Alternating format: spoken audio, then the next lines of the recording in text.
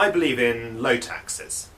As an economist, I believe that the economy works better when incentives are starker, when people keep more of the rewards for their own work.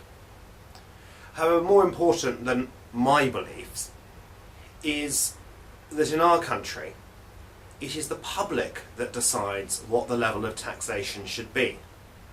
And ever since the Civil War, back in the 17th century, it has been this Parliament, and in particular this House of Commons, which has set the level of taxation. In return for accepting the coercive power of the state, the people have the right to elect their representatives to decide on the level of taxation. A shift to an EU tax would entirely undermine that principle. And practically, in the current environment where we see almost every country in the European Union making savings domestically in the costs of their own government, yet the EU carries on regardless, hiking the salaries and the benefits of their own civil servants, with no regard for the austerity in the member states. Now, in this House of Commons, we will have the opportunity to vote, one on what the new 5 or 7 year perspective will be, and the European Union finance bill that would accompany that.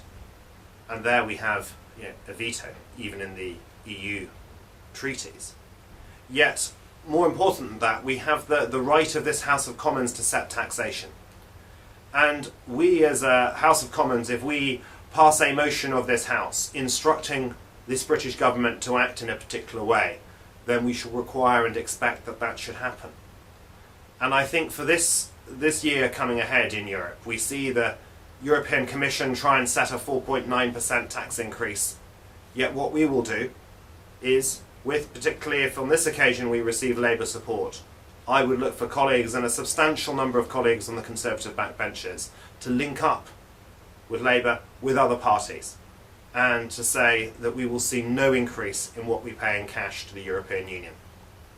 I hope we can get a majority for that. Yet that would be utterly undermined if there was an EU independent tax base. It is because we as a nation and we as a Parliament and this House of Commons determine what should be paid to the EU that we have that power. Once you give the principle that the EU may tax for itself, then that perhaps one remaining protection of our liberties as a country and as a people would go with it. So I say no to an EU tax. I say that Britain is more than a star on somebody else's flag, and it is our Parliament in Westminster which must decide. Thank you.